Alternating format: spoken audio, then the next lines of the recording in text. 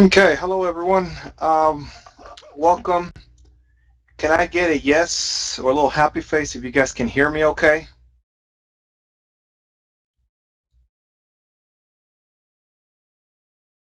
Thank you. Judy, yes, okay. Tammy, are you okay? Can you hear us?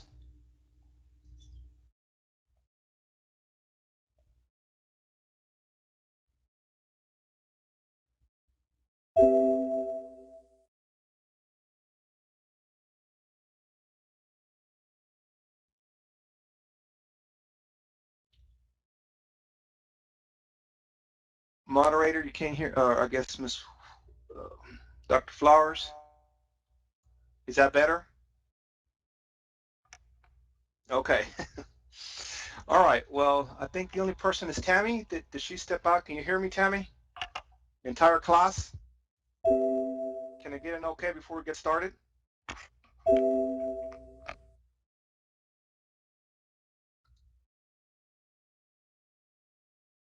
Okay, well, everyone, hello and welcome to the 2014-2015 Everyone is an Artist and Engineer System VEX Robotics Training. I am your host, Felipe Resendes, and I'm going to assume everybody can hear me is okay. So at this point, I'm going to continue on with the presentation slash training. And a few rules before we get started. If you have a question, please hit the little hand or try to do a text chat. If you have a question, I'm going to try my best to answer it within the PowerPoint um, session and let everybody know what the question is. And that way we can, and I'll also allow some time at the end of the presentation for some questions and answer time. Without further ado, I'm going to go ahead and continue with the VEX teacher training. Okay, a little bit about myself. I'm your instructor, Felipe Resendes. I'm currently an employee with Samsung TechWin. I work I work in a very specific job where I work with engineers and sales teams to manufacture centrifugal machinery, also known as turbo machinery, for plant air, process, energy, and the oil and gas industry. We build very large, basically compressors for large applications. Uh, a little brief history about myself. I was born in Monterrey, Mexico. I grew up in a little city called McAllen in South Texas, literally about 10 minutes from the border of Mexico and the town of Reynosa. I was the first generation to graduate high school and attend college from my family.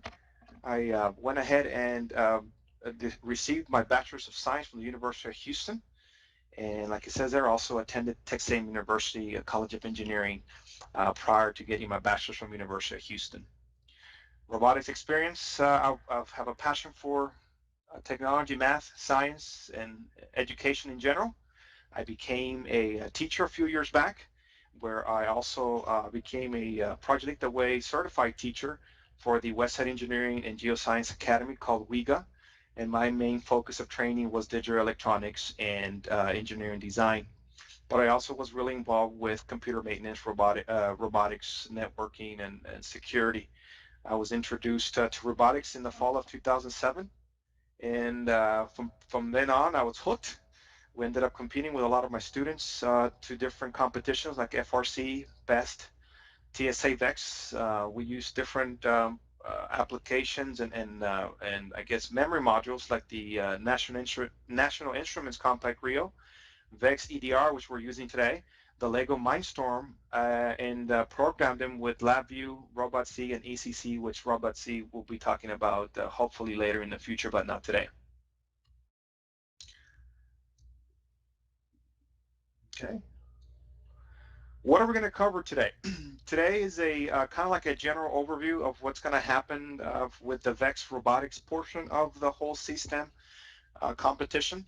Um, this is a small part of the overall, I guess, event that day.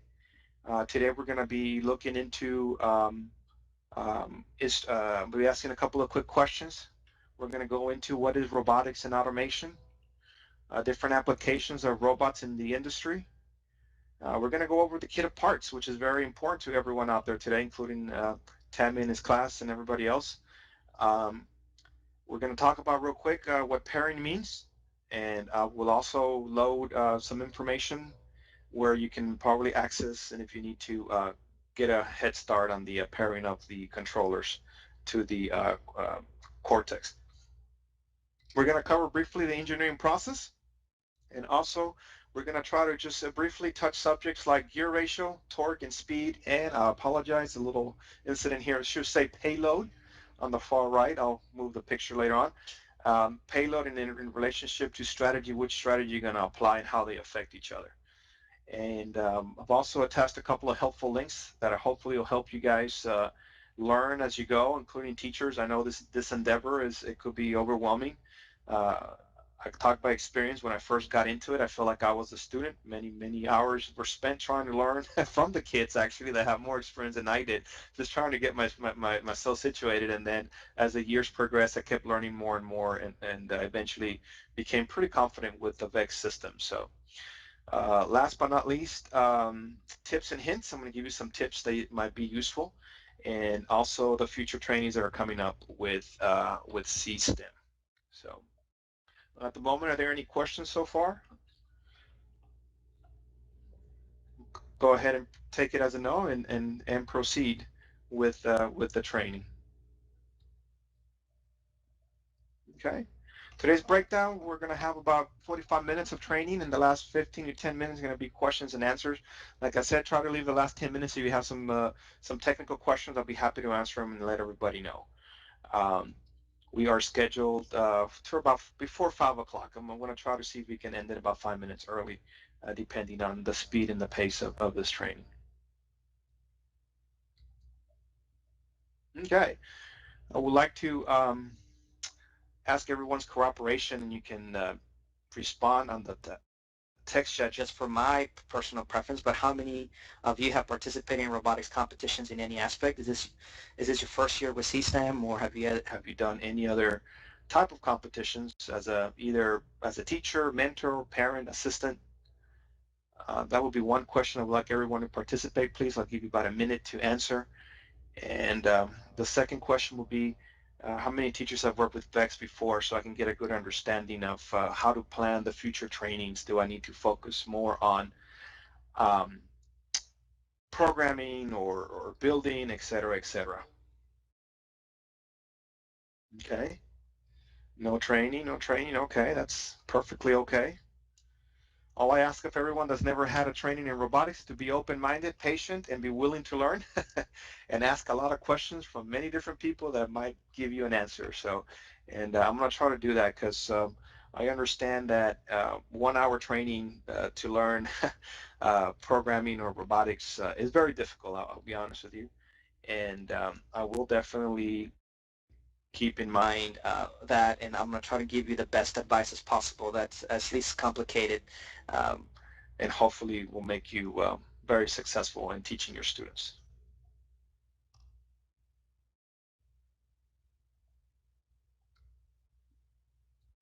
Thank you for your responses. Okay. Take it by experience. By volunteering your time, you're making a big difference, believe it or not. A lot of the pictures you see here are former students of mine that have moved on and graduated. I have a lot of former students attending engineering programs, not just engineering programs, but different programs in different universities that include Texas A&M University, the University of Texas, University of Houston, go Cougs, Colorado School of Mines, MIT, and many other schools across the nation. Just to kind of sum it up, I have a few former students that are actually working with Fortune 500 companies here locally in Houston and in different states. And also, I've managed to talk to a few of them through them coming back when I was a teacher, and a few of them had some patents that were awarded contracts while they were in school, and they were able to design and go through the same process that we're going to be talking about today, the engineering design process, and manufacture medical equipment, and actually they were awarded a contract, so basically they got paid for their ideas and their innovations. So there's a lot of things you can do. A couple of parents here volunteering, some of my older students here. We are on Team 1898. That was our team in FRC, First Robotics Competition, which is a little bit bigger than what you guys are going to be working with today, but this is something you can definitely look forward to when you guys are in, hopefully in high school. This is only a high school and collegiate event called First Robotics Competition. And here, I think that year we won second place. I have all the kids here all just kind of jumping on top of me. That's me when I was a little bit younger. But they were very excited to making it that far that year.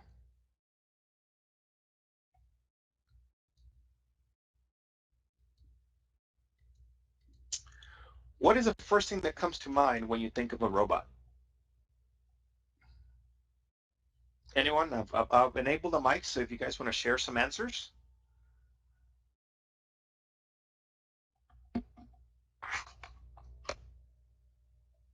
Or type on the text, I'll be happy to. Lost in Space, I have an answer right here being texted.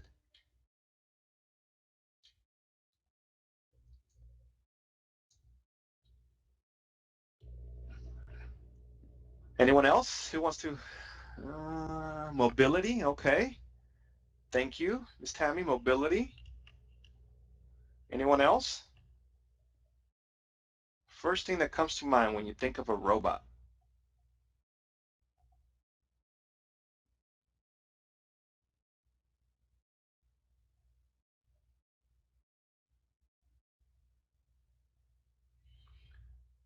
Ms. Norwood, any ideas?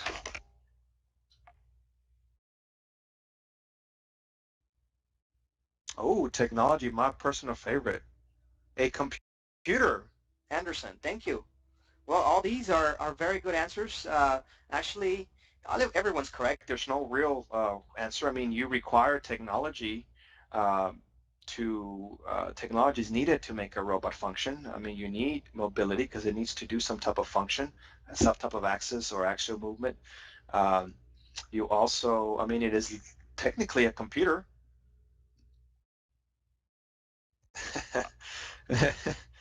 I thought about Lost in Space also. Yeah, so I mean, absolutely. I mean, all those sci-fi movies and pictures that we've seen, iRobot, Lost in Space, you name it. I mean, Predator, I mean, Terminator, all those robots that we get to see in the sci-fi environment. Unfortunately, for many people, it's a machine that imitates human-like and androids in Star Wars, Terminator, and Star Trek.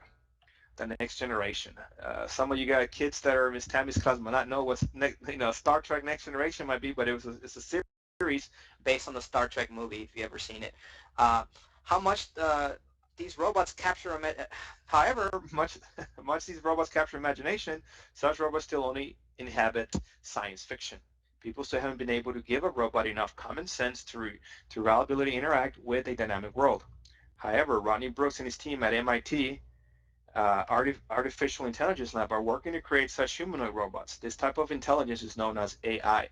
And that's basically what robotics is technically leading into. And hopefully some of you kids that are sitting in the class today and listen to me will know enough at such a young age that your next challenge will be to actually program these robots and make them like Star Wars, like the movies in that we were talking about here just a second ago. Um, Lost in Space, etc. So in the real world or today, we have robots already working for us in different applications. We the top left right here, we have a surgeon, probably some type of medical doctor, doing a procedure on a table here, and basically he's using the robots as a precise instrument, allowing him to move and do stuff that he could probably not be able to do because of the size of his hands. On the bottom left, we have something called ROVs. Does anyone know what ROV stand for? ROV. ROVs. Give a few more seconds here. ROV class. Anyone want to guess? Well, ROVs in the energy, oil and gas company are very important because as we look for energy in different places, we are basically pushing the boundaries of what human beings can actually do. So we're sending in robots to do work far down in the depth of the ocean is called remote operated vehicles, or ROVs. These little robots do functions like open valves. They actually put piping together. They can even take pictures and live feed video of oil wells deep down. So these are little like unmanned little miniature submarines, but have the capability of doing work underneath. At the top right, we have what we like to call a military vehicle. These little vehicles now have been used in the war in Iraq and Afghanistan to actually deploy them ahead of tanks and personnel. So hopefully they can detect landmines and prevent injury from our soldiers, etc. Another example. Does anyone know of an example that we've been using recently here instead of land, but maybe another application, maybe air as an example? Does anyone can give me what are they called? Robots that we use? Drones, very good. Excellent, excellent, everyone. Drones, yes. And on the far right, this is the most common type of robot that we see almost every day, and I'm actually have an opportunity, our manufacturing facility, which is based off Korea, they use all these robots to manufacture these units that I was telling you about. I work with the compressor industry. They use robots to do all the tedious work and creating all the machinery and parts for these robots. And finally, for education, we have these little robots here, these little humanoids that are starting to come out. I forgot the name. I remembered it earlier. And you all know the name of this little awesome robot here that can actually do a lot of things. It can talk, it can sense, it can walk, it can play soccer. If you program it to, it's an awesome little robot. If you guys don't have an opportunity, maybe later on, that's a good definitely good thing. Maybe you get your hands on teachers for your elementary students. Excellent little robot. I've seen it work and in play before in some teacher trainings, and it was an excellent a few years back. Yes, on the Kelly and Michael show. True.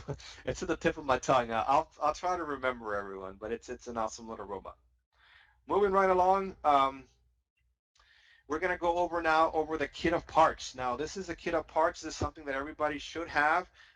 There's no difference in what you get. Basically, this kit of parts, let me see, kit of parts for you guys. Give me 1 second and I'll come right back to the screen here. The kit of parts,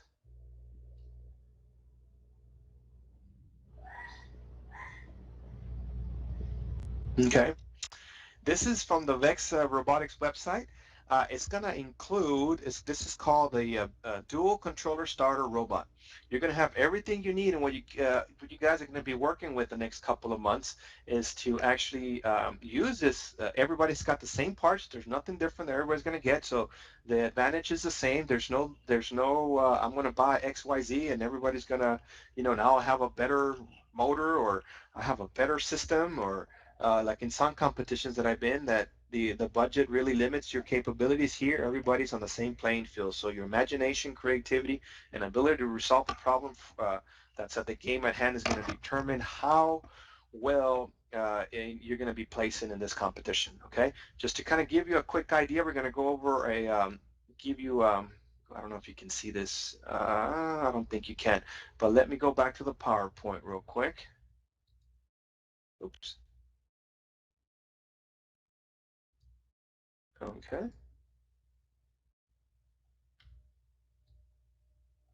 And going back to the World Wide Web real quick, you can also get a description of everything that it is here before I move on to the next slide. Like, for example, this kit comes with, the dual controller comes with everything you need to build a robot which can be controlled by a human operator or programmed to run autonomously. Does anyone know what autonomously mean?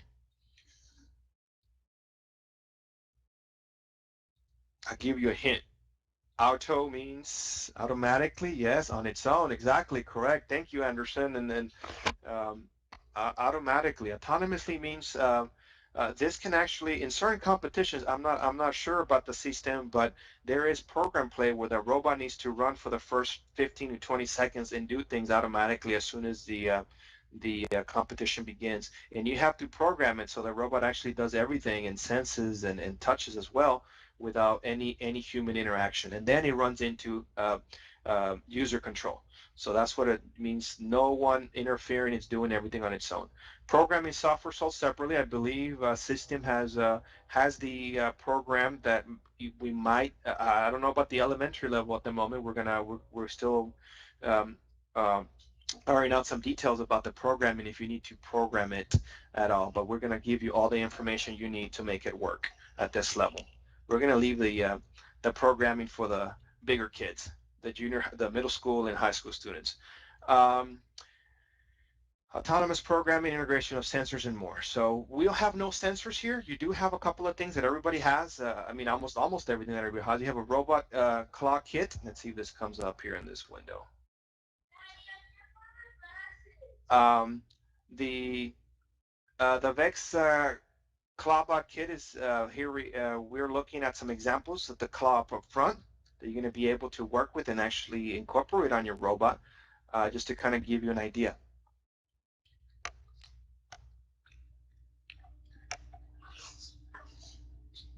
Excuse me for 1 second, everyone. One moment. I have a little one here, and he can't find his glasses. So bear with me. I'll be right back.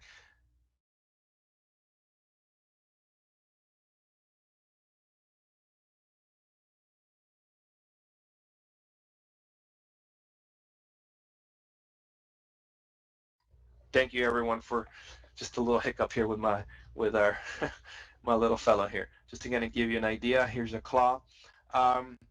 Going back, we have some wheels. I'm gonna move on to the next slide. Let me go back out of this, back up real quick, and maybe helps you a little bit better to see the kit of parts here. Here we go, a lot better. I've anticipated this problem, but here's a kit you're gonna be working with and building. You have your traditional wheels. You have some wheels here at the top right. These little Allen wrenches are going to be used. Very important not to lose them if you guys are working with them, because they're going to be used to tighten up all these little nuts and bolts, especially these little black ones here. They're the ones you're going to be able to use to attach the motors to typically motors and servos right here. Does anyone know the difference between a motor and a servo? Motor and a servo. Motor and a servo. A lot of y'all said it's the first time, so I'll understand if you guys don't know the difference. But the difference between a motor, which you're looking at right here, now there might be motors as well. I'm gonna have to go look to the parts detail list a little bit better. They look like servos, but servos only operate 180 degrees, so they open and close typically. Motors rotated at 360, but these are motors. And I apologize, they look very exactly like the servos. It's just a matter of paying closer look. These are gears. We're going to talk about gears in a little bit and how they relate to motion and movement. You have your keys here that actually use to tie up the nuts and bolts that you see here, the little silver ones, and allows you to put the frame together. All these I-beams and different types of structures are going to be used to build the platform and hopefully something similar like you see here in the box. Okay. You have you have two types of screws, a very fine threaded screws, which are only meant for the motors. Be real careful when you guys are working with these little black screws, because you have the little small ones and the little longer ones that go for the motors. The standard ones are used for everything else, for all the other little parts. But be real careful with those, because only the little fine threaded go on the motors. That's kind of a little hint here. You have your motor controllers. You cannot operate a VEX motor without a motor controller. I mean, you can, but the odds are you might, if there's a surge of current, it will burn your motor, and these motors tend to be a little bit more pricey than the motor controllers. These are only a couple of bucks. I think these are around $30 each. So be careful. It's always good to put a motor controller on anything you do and then hook it up to the actual microcortex here at the bottom. This is your brain that I'm pointing to. The brain is right down here where it says VEX, and that's where everything gets programmed to. Everything you have here connects, and it automatically sends information to the actual joystick, which is your playing joystick here. Am I missing anything? All of these are connectors right here that allow you to connect different sprockets and different setups, and you guys will learn as you go along. Your battery chargers, the blue one right here, your rechargeable batteries right over here. It's always good to charge your batteries every time you are in between game matches. Go ahead and take them off from your controller and from your actual robot. And these are for your controller. All these batteries right here, those AA's, go into this controller right here, or your joystick. This little square right here is your backup battery. In case your regular battery, which is this here, the 7.2 volt battery that gets attached to the microcontroller, which is this here, and gives it power and allows it to run the motors and everything else you attach to. In case that runs, you're going to have a couple of seconds to actually finish and allow it to run. You put a 9 volt battery there. These little USB sticks here are the actual transmitters. One gets put on the bottom of the actual joystick, and one gets put right here in this little slot on top of the VexNet controller, and allows you to transmit information without any wires. So this will be the wireless setup. You have your regular USB that you can attach it as well right there and at the joystick under the bottom, and you can control your robot with the USB as well. And you can also program your robot in the event that you guys get to do that. You can also use it, plug it into the computer, plug it into the Cortex, and you can download any new programming that you might be doing. Am I talking too much, too fast? Can I get an okay? Am I still good? Any questions at the moment, anyone?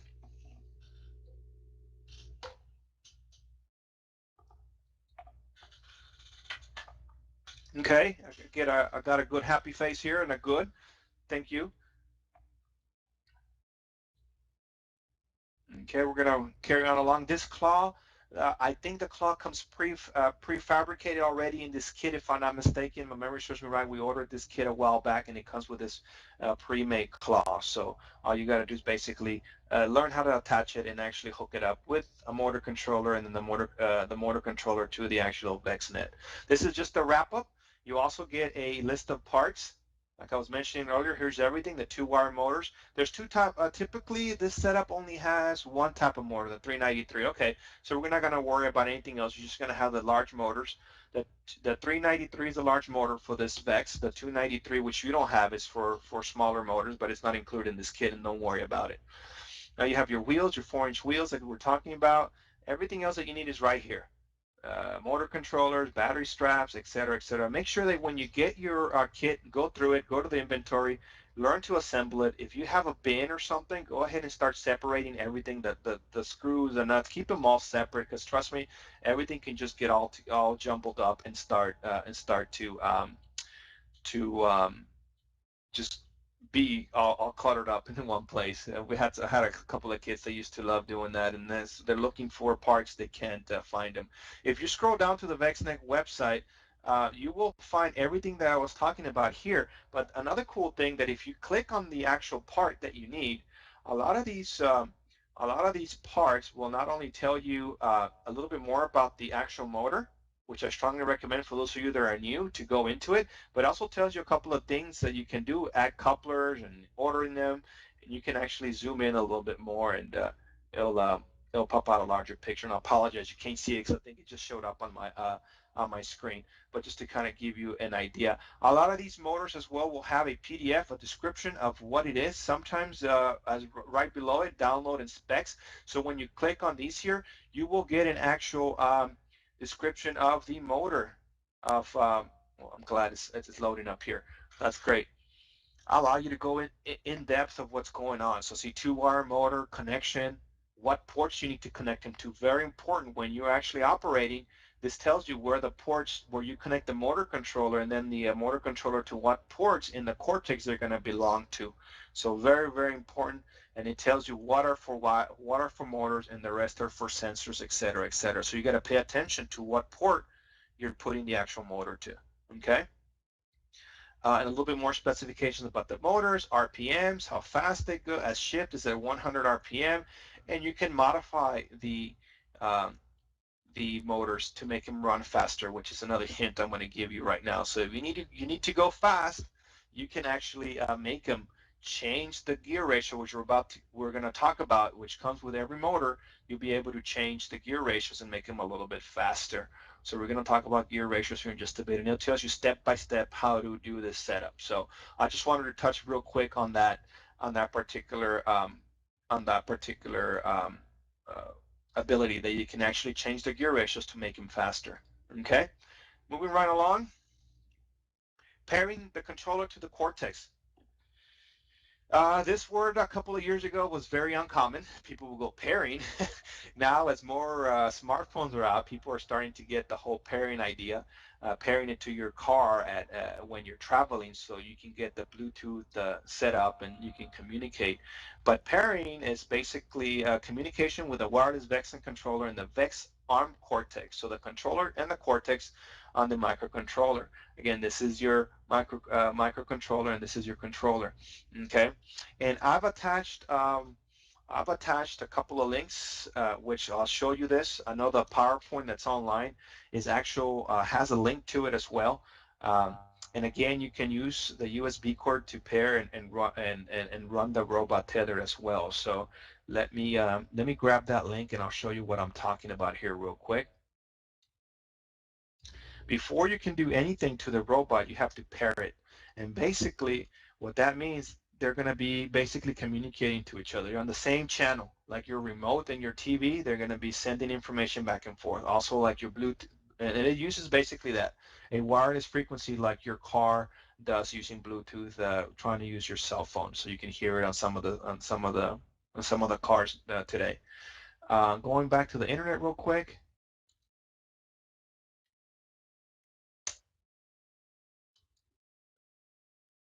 I apologize, I grabbed the wrong link. Let's see. Give me 1 second here.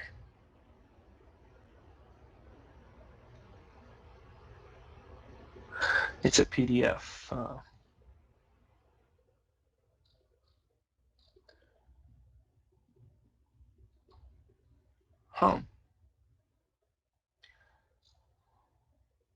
I apologize. I'll come back here to it in just a sec. I'll find the link. I'll find the link and I'll put it in here, and we'll continue here in just a moment, and I'll come back to the steps. I mean, I've added the pairing instructions, but just remember, pairing is the communication between the Cortex here and the controller so they can communicate. So when you press the buttons forward, the robot goes forward. When it goes backward, it goes backwards. It sends a signal to it, and it knows for this robot and not your competitor's robot or the other one that's trying to play at the same time as you are. It makes that secure connection. Okay, engineering process. If you guys have a little pen and paper, I'm going to give you about a minute or so. This is, I'll also have It's also very good to know this engineering process at this level. There are more engineering process steps. The further you go, class, maybe middle school or high school, they're going to get more and more complicated. The one we taught at the high school level had about 12 to 13 steps if my memory serves me correct. But this is a very basic, simple one. You're going to get a problem at the game here, system tomorrow on this time. You're going to get an actual problem that you're going to have to solve an objective with the robot. So you're going to have to ask yourself a question and define the problem. What is it that I'm trying to do? What is my objective? What I have a question real quick. Is this just a testing robot, or will be able to incorporate onto the real device? Well, these robots are allowed you to actually modify them, Tammy. And I have a question here from Tammy. You will be able to, and I completely forgot about this. Going back to the slide of pairing, when you pair, there's a standard code already built into the Cortex that as you punch in a motor on the ports that it tells you to, you should be able to make the robot move forward, backwards, left, and right. Most of these robots have a standard code. Now, if you want to make it to do something different, like maybe a tank drive where one goes forward and one goes backwards, so when you're operating the joystick, now that you're going to definitely have to program. But a lot of this robot should be pretty plug and play at this level. As soon as you pair it, you should be able to move forward, backwards, left, and right, and be able to maneuver the robot. I'm gonna check on the claw because I'm almost positive they might have a already pre-programmed for the claw, but we'll get back to you guys on that. Does that answer your question, Tammy?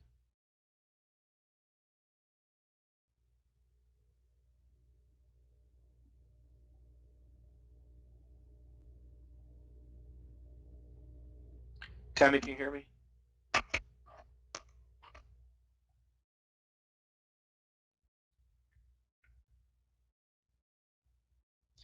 And pairing basically, like I mentioned earlier, is plugging in, putting the power on it, and going through the process of actually making the secure connection between the Cortex and the controller. And once you do that, there's a default software here program, so you can just plug in motors and you should be able to move it forward, backwards, and etc. But if you have any other questions, I'll be happy to answer the question here in a bit. Okay. Engineering process, like I was saying, it's a good thing to do. Helps you keep track of what's going on. So you have students ask a question like, I mean, what is my problem? Brainstorm some possible solutions. Imagine how are we going to get this solved, and every possible solution is a valid solution. We don't, at this particular step of the brainstorming process, we do not hello? We do not discourage anyone from going through it. Okay, and we'll move on along. Okay. Here's an example of the engineering notebook and brainstorming ideas. A regular notebook, just sketches, ideas. You write them down, and then allows you to come back to them here in just a few. Okay. Gear ratios. Gears are basically used to speed up. Your strategy you guys are going to need to figure out. Are you going to use gear ratios, torque, speed, or payload? We'll be able to. You need to figure out which of these actually is best for your robot. Okay.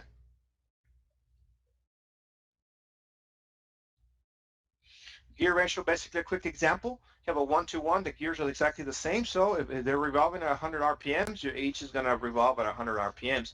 If you have a 2-to-1 ratio, the small one is going to spin twice before one completes. So hence, if you have a foot, if you have a sprocket in a wheel here, this is going to rotate, and your motor is up here. This wheel is going to rotate at half the speed, so thus reducing how fast your robot is going to move. Or if you want to do it the opposite, put the actual motor here and this one here. So now you're going to really be going to, a lot faster than this fellow here, because every time this one rotates, it's going to be spinning twice. And if you keep 100 RPM, trust me, this little one's going to be flying up there. So something you guys can do with your kids, explain about gear ratios. An example, that's a very good thing. And again, going back to gear ratio, rotational speed on the first gear in drivetrain, or the two meshing gears, torque, how much force directed in a circle, something you guys can talk about here. Torque is a spinning force. How much torque do you have? Speed, and again, how fast an object is moving.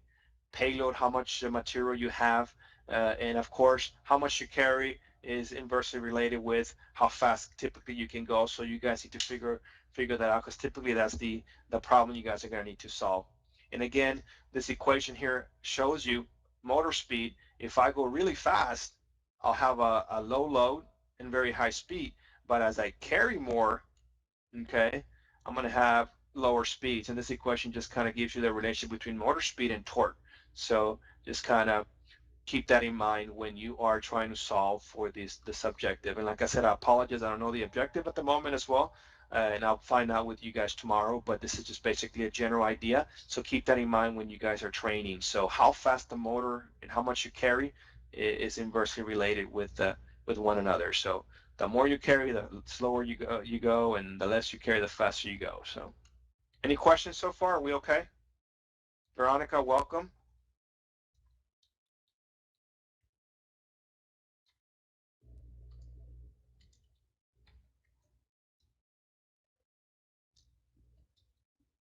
Okay, and we don't have a lot more, guys. I promise you, it's not in a couple ideas. So connecting the dots, science. How do we put all this together? Up here on the top right, we have NASA. That's doing phenomenal jobs. This a couple of years ago at one of the robotics competition, they unveiled the Mars crawler, and they actually rolled it in, and I was right next to it, and it was a phenomenal idea. All 6 wheels actually run and rotate at individual level. But for science, they're designing robots that can cure disease at a cellular level. I mean, something that you guys might want to touch with your kids. How is science and robotics related? How do they, what's the mesh? What's the glue between them? Technology enhancements in the automobile industry, creating driverless cars. Um, there's a lot of big push for cars that are going to eventually one day drive by themselves, and a lot of legislation that's being done at the moment. Um, engineering, designing robots to explore where humans cannot. We gave you guys an example of deep water drilling, which is an ROV, remote operated vehicle, the one I showed you with a little claw.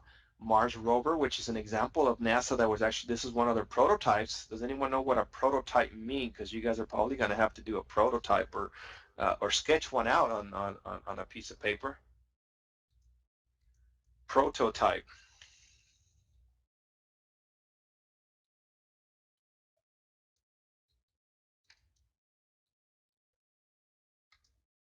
Okay, so a prototype is basically pretty much the first draft of whatever you're doing.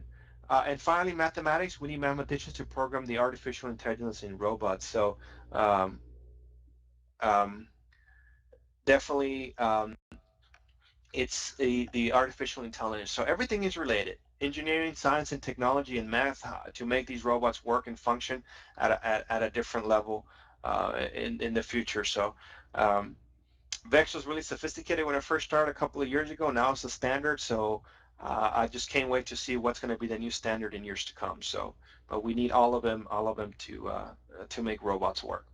Okay, a couple of helpful links for teachers. Teachers, I understand. Like I said earlier, this is a journey. This is not something you learn overnight.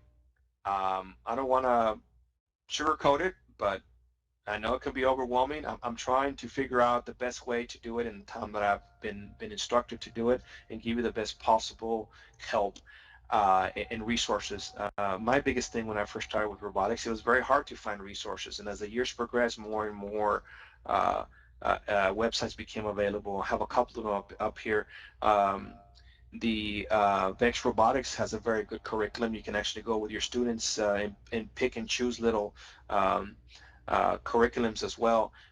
Carnegie Mellon has others. They're starting to work with VEX, but I know they have for Legos and stuff. But it's the same concept, the same principle. They're just programming a little bit different. But they have a lot of instructional videos if you guys want to go over some of the concepts and stuff as angular motion, speed, torque, ratios, etc. And they give you very good examples. For programming, robotc.net is a very good website. You guys can get help and tips. And of course, one of my personal favorites, Professor YouTube. If there's something out there that someone might already put it on YouTube, it's been a very big help for me to get ideas as well, even when there was not anything around. Sometimes they put the code or they help you out. A couple of fun magazines that you guys can share with the class. Um, and oh, I see Stuart joined us. Welcome. We're almost to the tail end of it, but welcome. This PowerPoint and this presentation will be on uploaded, so you guys can have access to it and all the links as well. So these are just for you guys, so you guys can be able to help yourselves as well. And don't feel alone, because you're not. I mean, there's a lot of resources out there. You just got to spend a little bit of extra time, probably the first year, and as you learn, this will become second nature.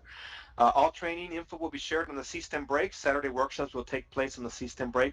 90% of the teacher communications, 90% of the teacher communications to teachers and students will take place using the CSTEM break. If you haven't done so, please go ahead and log in and encourage students to blog, share research, upload pictures and videos, engage, collaborative with teams across competition areas and grade levels, chat and live with trainers with me again. Hopefully in the next session, I'll clarify that time here in a few seconds. Any questions you might have for me? And students, so students should compete for the Top Ambassador Award, and teachers should compete for the STEM Teacher of the Year Award. Okay. When I was doing another competition called FRC, there was a philosophy that I really liked, and I would like everyone that's listening to me today, maybe they can come up with an idea that we can probably all kind of from now on apply this philosophy for us or phrase. Back in the days when I was doing FRC, they had something called cooperation and gracious professionalism for FRC, and that was the motto. Everybody helped each other while we were in competition, trying to help. If you had a problem, you loaned a part, you loaned a tool, you lend a hand, you picked up a trash, or etc. I would like to see if you guys might, and come up with some of the students, if they're still with me today, right now, come up with a philosophy that we may all have to adopt in the future when we're competing. And something like around the lines of gracious professional is something you guys want to do and want to be known as. So when we're doing the competition robotics, everybody, be able to say, wow, these kids are awesome, and they do live their philosophy. So keep that in mind. Maybe I'll post that question on the system break, and maybe we'll be able to answer that question and then get some ideas and maybe vote on it. But any questions so far on the communication aspect of it and sharing? Again, the system break will be the place where we move on from now on. I don't see any questions, so I'm going to continue. I'm assuming it's a no. Okay. Academic and pacing guide. Here's a very important. Tomorrow's kickoff, October 25th. Tomorrow, I think there's a little ahead of time, but it should be 14th. I apologize. Tomorrow will be the kickoff, introduction to system challenge kickoff, and gives you an idea of what we're going to be doing on cycle 1, November. Yes, that should be 2014. 14, and I apologize. On November 15th, plan and conduct research. Well, basically what I'll be doing, I'll be changing this a little bit more, and I'll be waiting for your questions on what you guys have problems, and start doing a little bit more of training based on the actual questions you might have, problems, like maybe pairing, if maybe go through an example of pairing, or giving you guys an example if that claw is not programmed, maybe go through the program and show you, hey, this is how you, or maybe some videos on how to connect the motors, or how to do a lift, or etc., how to hook up a motor to one of the framework. Like I said, don't feel left out. There's a lot of information, there's a lot of videos, there's a lot of web pages that are happy to help you out. So it's just a matter of having your students do the work, separating them, giving them, hey, you could be, with the motors, you're going to be doing the framework, or we're all going to be doing together. Okay. Ms. Forbes, welcome. Just saw another someone else joined.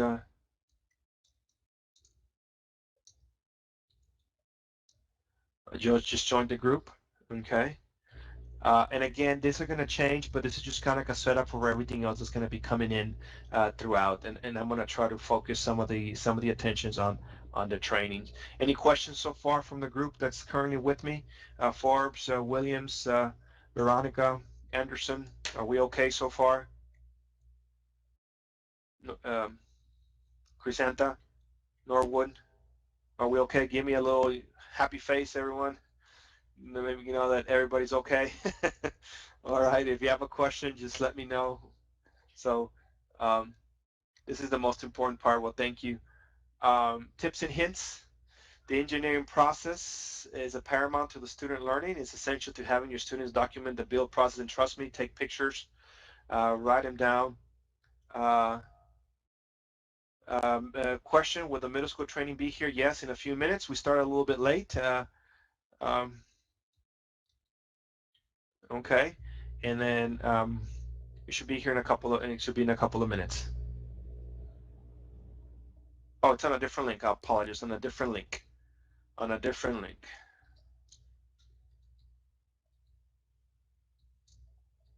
All right. The middle school will be in a different link. All right. Use the engineering process document, have kids come up with ideas and brainstorm on this little notebooks. All you need is maybe a notebook or two, and have them all write and brainstorm and put them in there, and then come up with a solution, okay, and analyze and see what's the best objective for your team. Okay, remember you can change gear ratios on the motors. That's another thing that I was talking about earlier. And the 2015 system session is related to energy infrastructure. Try facilitating dialogue with your students that allows them to develop a winning strategy for their team. Don't forget to constantly point to the engineering process along the way. Okay, have fun as you learn and teach your students. At this point, if you have any questions for me, please do a little raise of the hand, and we're gonna, I think this is probably my last, I got one more slide. Okay, and there we go. To complete your training, please join the 2015 TTI group on System Break to answer the discussion questions on the VEX Robotics the discussion thread. You will provide a certificate of acknowledgement, acknowledging your completion of the 2-hour training for your records. Remember to plan your System Challenge kickoff activities on your campus. The challenges will be unveiled Saturday 2015, so actually tomorrow at 10 a.m. Central Standard Time. So plan something fun, exciting to kick off with your students. After the kickoff, I will see you and your students at our first Saturday workshop, November 15th, on the System Break. Any questions at this time? It's open for questions, discussions, or concerns. If I don't have an answer, I will be happy to actually, get back to you as soon as I possibly can. I will try my best to answer it at this time. Yes? Where are the slides?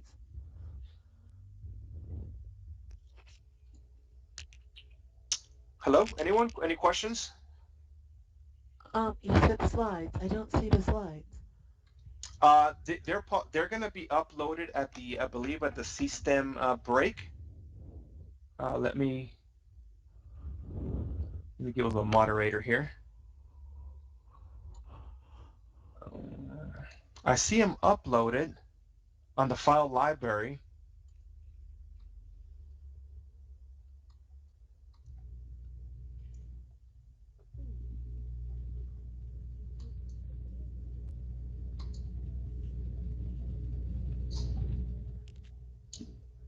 How do we get to the file library?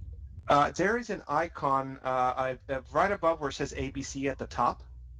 I don't know if you can see it says File and Media Library. If you click on it, you should be able to see the actual where it says System Presentation Online VEX Elementary.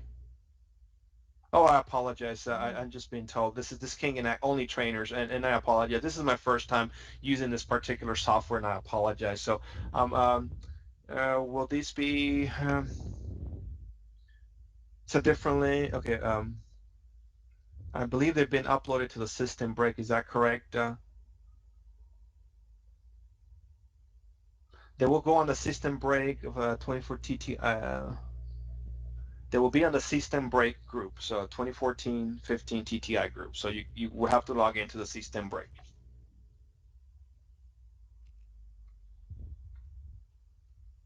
Okay, thanks. Anyone else? Any questions? Concerns?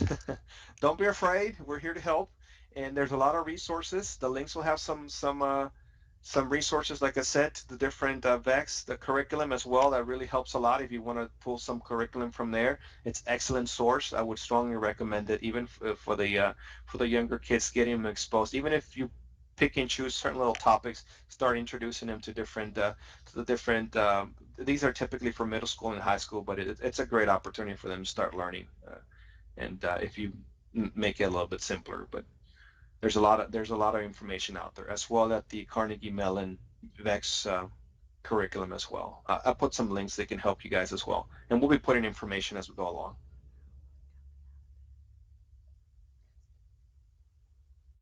Okay. Well, any further questions? Will it cut me out of this session? I believe so. Yes. Well, once we're going to have to. I'm going to go ahead and exit the session at this time.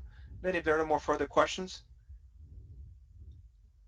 and I want to thank everyone for your time, and hopefully we'll see you guys again here in a few.